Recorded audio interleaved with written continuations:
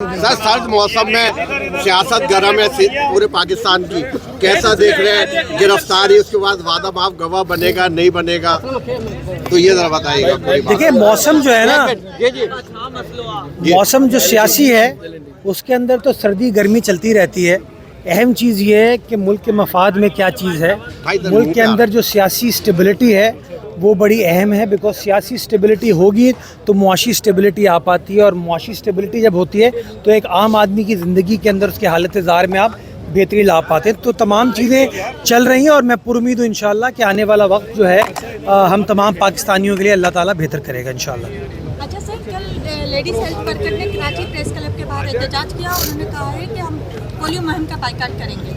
देखिए ऐसी कोई बात नहीं है, हमारे जो हेल्थ डिपार्टमेंट है उनके साथ कांटेक्ट पर इस तरह का जो भी इशू होगा उसको रिजॉल्व कर लिया जाएगा। लेडी हेल्थ वर्कर्स हों या नॉर्मल हेल्थ वर्कर्स हों, जो भी हैं वो हमारे हीरोज़ हैं जिनकी बड़ी अहमियत है हमारे डिफरेंट हेल्थ इनिशिएटिव्स के हवाले से। तो आप समझते हैं कि हुकूमत सिंध जो है वैसी हेल्थ को बड़ा प्रायोरिटाइज़ करती है, तो इंशाल्लाह जो भी उनका मसला होगा उसको हल कर लिया जाएगा, कोई इतना बड़ा इशू नहीं है। अच्छा ये बताइए, पहले गटरों में बोरियां फंस जाती थी, फिर एकदम ढकने चोरी हुए, फिर ढकने चोरी हुए, तो सारा मलबा मेयर पर डाल दिया जाता है। दूसरे चेयरमैन यूसीज वगैरह उनका नहीं आता, वह क्या हुआ कहीं भी ढकना नहीं है। मुर्तज़ा वहाब माफ़ी मांग ली, मुर्तज़ा वहाब ने ये कर लिया, तो इस पर क्या कहेंगे? ढक्कन चोर है या ढक्कन गायब हो जाते हैं? किस किस की जिम्मेदारी है आपके अलावा? देखिए मैं तो बड़ा ओपनली कहता हूँ कि जब तक ये सियासी रस्साकशी ख़त्म नहीं होगी ना, हम ये मामलात को हल नहीं कर पाएंगे। आपके सामने है कि एक ज़माने में बोरी डाल दी जाती थी ताकि सेवरेज ओवरफ्लो करे, ड्रेन ओवरफ्लो करे। फिर दूसरा टाइम आया कि ये ढकने जो हैं वो चोरी होना शुरू हो गए। आपके सामने आपको गाड़ियों की वो वीडियोस नज़र आती हैं, बाइकों की वीडियोस नज़र आती हैं, बल्कि अब तो मैंने ठेले की वीडियो भी देखी है जिसके अंदर ढक्कन को चुरा के लोग लेके जा रहे हैं। तो मैं हमेशा ये कहता हूँ कि हम सबको मिलकर काम करने की ज़रूरत है ताकि मामलात को हल कर सके।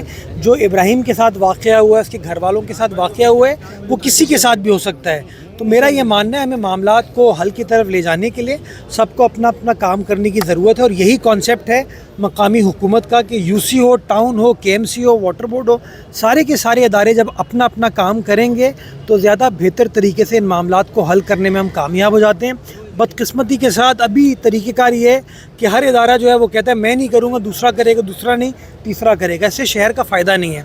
तो अगर हम शहर का फ़ायदा चाहते हैं, शहर के लोगों की खिदमत चाहते हैं, तो मैं समझता हूँ हमें ये सियासी रस्साकशी ख़त्म करना होगी। हर इदारा अपना अपना काम करे, वसाइल की कोई कमी नहीं है।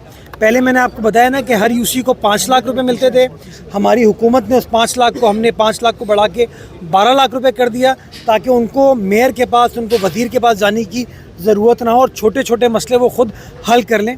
अब मैंने उसके अंदर मज़ीद इजाफा करके 12 लाख को 13 लाख रुपए कर दिया है ताकि वो हर यूसी चेयरमैन जो है उस इजाफी पैसे से ढक्कन लगाए, स्ट्रीट लाइट फिक्स करना चाहता है वो स्ट्रीट लाइट फिक्स करे। मैं समझता हूँ पैसों की कमी नहीं है, सिर्फ ये है कि सियासी जो सोच है उसको इस्तवार करने की ज़रूरत है कि अगर इस तरह का कोई वाक़या होगा तो वो नुकसान किसी एक सियासी जमात का नहीं है, वो नुकसान इंसानियत का है अगर किसी की जान उसमें जा रही है। अच्छा ये बताइएगा कराची की 246 यूनियन कमेटियों उनके फंड्स के ऑडिट का फैसला जो है आपने किया है और इस सिलसिले में बाकायदा तौर पर खत भी लिख दिया है। अच्छा, तो यूनियन कमेटियों के फंड्स के ऑडिट, अच्छा इसमें यही मेरा सवाल, इसमें जो आपने यूसीएस को दिए हैं, जो उसमें सारे ही लोग हैं, चाहे पीपल्स पार्टी है, जमात है, सबको दिए, तो ये बताइए कि आवाम से भी कहेंगे करा लेंगे?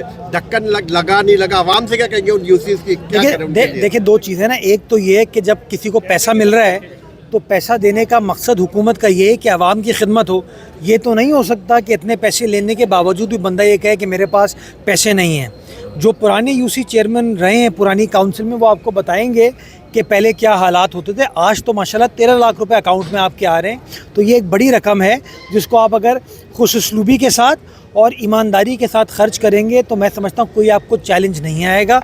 और ऑडिट कराने का इसीलिए फ़ैसला किया है कि भाई हर इदारे को, जो बार बार आप सहाफ़ियों को ये तासुर दिया जाता है कि हमारे पास पैसे नहीं हैं, हमारे पास इख्तियारात नहीं, हमारे पास वसाइल नहीं है, उस बात की हम नफ़ी कर पाएँ। शहरियों से मैं गुजारिश ये करूँगा कि जहाँ कहीं भी वो किसी शख्स को ढक्कन चुराते हुए देखें उसको रोकें। अगर एक इम्पॉर्टेंट चीज़ है कि अगर वो ढक्कन कोई चुराते हुए देखें तो उसको रोकें, पुलिस को कंप्लेन करें। اگر وہ کسی جگہ پہ دیکھیں کہ ڈھکن موجود نہیں ہے تو 1 3 3 4 پر کمپلین کریں تاکہ ہمارا عملہ آ کے اس کو ریکٹیفائی کرے.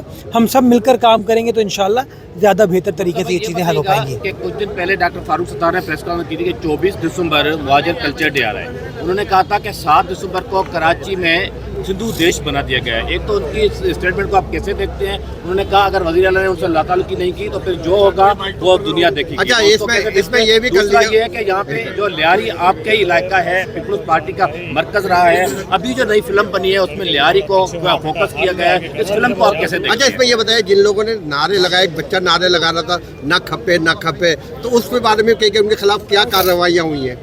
سب ان کا بھی جواب دے گا, یہ بھی دے دیجیے. بہت سارے سوال ہو گئے نا. پہلے میں فوکس کرتا پہلے ہوں. ان کا. کون فاروق بھائی؟ کون MQM کے رہنما ڈاکٹر فاروق ستار. کون؟ میں مشکل ہو رہا ہے پہچاننا مجھے. میں نے تو اس زمانے میں دیکھا ہے فاروق ستار صاحب کو جو میئر کراچی ہوتے تھے, اب پتہ نہیں وہ کہاں ہیں. تو انہیں مجھے کیا نہیں پتا. پیغام دے گئی؟ میں ان کو پیغام یہ دوں گا, وہ بہت بڑے آدمی ہیں. وہ اس شہر نے بہت عزت ان کو دی.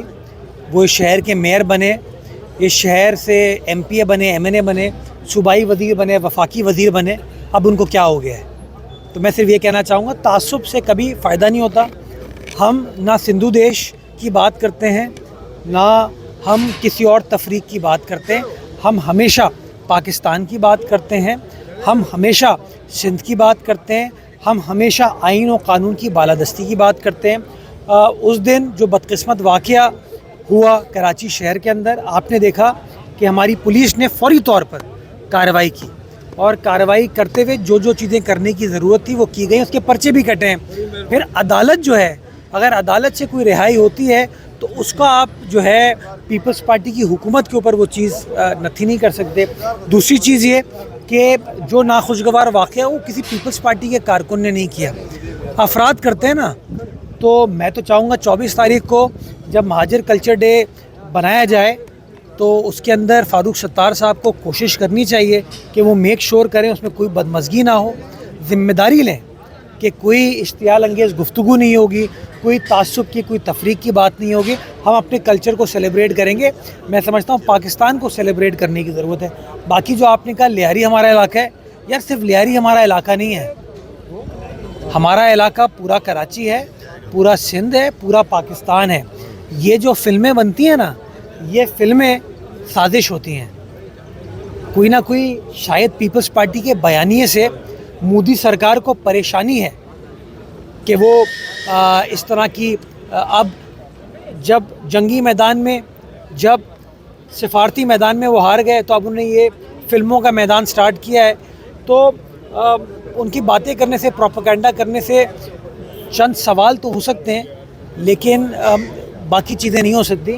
مودی کو یہ یاد رکھنا چاہیے کہ وہ گجرات کا قصائی تھا, اور یہ لقب اس کو میرے پارٹی کے چیئرمین, پاکستان پیپلز پارٹی کے چیئرمین بلاول بھٹو زرداری صاحب نے لقب دیا تھا کہ وہ کہاں کا قصائی ہے, گجرات کا قصائی ہے. تو اب وہ اس طرح کے حربے استعمال کر کے بلاول صاحب کو یا پیپلز پارٹی کو ٹارگٹ کرنے کی کوشش کرتا رہے. پیپلز پارٹی جو ہے وہ عوام کے درمیان تھی, عوام کے درمیان ہے اور عوام کے درمیان رہے گی. اور اب صرف لیاری نہیں بلکہ سارے کراچی میں تیر ہے. Thank you.